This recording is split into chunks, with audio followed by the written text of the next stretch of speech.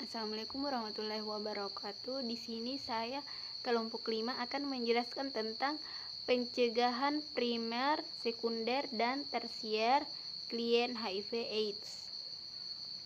Yang pertama yaitu penularan penyakit HIV/AIDS. HIV adalah suatu virus yang dapat menyebabkan penyakit AIDS. Virus ini menyerang manusia dan menyerang sistem kekebalan tubuh atau imunitas tubuh sehingga tubuh menjadi lemah dan melawan infeksi. Dengan kata lain, kehadiran virus ini dalam tubuh akan menyebabkan defisiensi atau kekurangan sistem imun. Tahap infeksi. Pada infeksi HIV, dari mulai masuknya HIV ke dalam tubuh sampai timbulnya gejala-gejala AIDS berlangsung cukup lama, yaitu seperti yang telah disebutkan antara 7-10 tahun. Selama 7-10 tahun, orang ini akan disebut pengidap HIV yang disebut juga ODA atau orang dengan HIV/AIDS.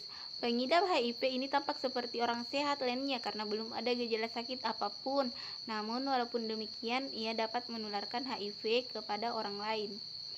Tahap infeksi HIV/AIDS yang pertama yaitu tahap 1, periode jendela.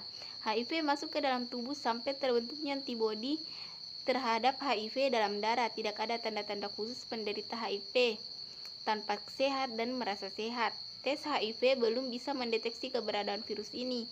Tahap ini disebut periode jendela, umumnya berkisar 2 minggu sampai 6 bulan. Tahap kedua yaitu HIV positif atau tanpa gejala, rata-rata selama 5-10 tahun. HIV berkembang baik dalam tubuh, tidak ada tanda-tanda khusus penderita HIV, tampak sehat dan merasa sehat. Tes HIV dapat mendeteksi status HIV seseorang karena telah terbentuk antibodi terhadap HIV. Tahap 3, HIV positif muncul gejala, sistem kekebalan tubuh semakin menurun, mulai muncul gejala infeksi oportunistik, misalnya pembekakan kelenjar limfa di seluruh tubuh, diare terus-menerus, flu, dan lain-lain. Umumnya berlangsung selama lebih dari 1 bulan, tergantung daya tahan tubuhnya. Tahap keempat yaitu AIDS. Kondisi sistem kekebalan tubuh sangat lemah, berbagai penyakit lain atau infeksi oportunistik semakin parah. Secara umum, tanda-tanda utama yang terlihat pada seseorang yang sudah sampai pada tahapan AIDS adalah demam, kelelahan, otot pegal, nyeri sendi, dan pembengkakan kelenjar getah bening, diare, mual, dan muntah kepanjangan, pneumonia, berkeringat pada malam hari, herpes di mulut dan alat kelamin, dan lain-lain.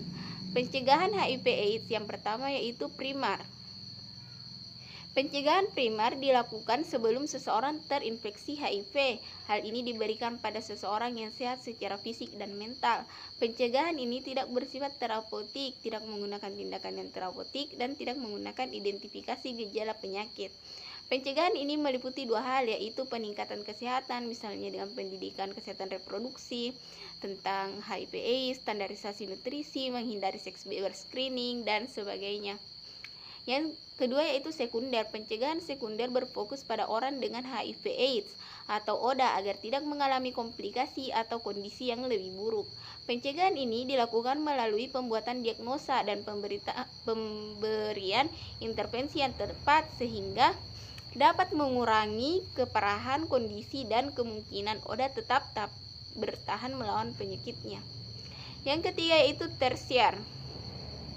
Pencegahan tersier dilakukan ketika seseorang terinfeksi HIV/AIDS dan mengalami ketidakmampuan permanen yang tidak dapat disembuhkan. Pencegahan ini terdiri dari cara meminimalkan akibat penyakit atau ketidakmampuan melalui intervensi yang bertujuan mencegah komplikasi dan penurunan kesehatan. Kegiatan pencegahan tersier ditujukan untuk melaksanakan rehabilitasi daripada pembuatan diagnosa tindakan penyakit. Terima kasih. Sekian dari kelompok 5. Assalamualaikum warahmatullahi wabarakatuh.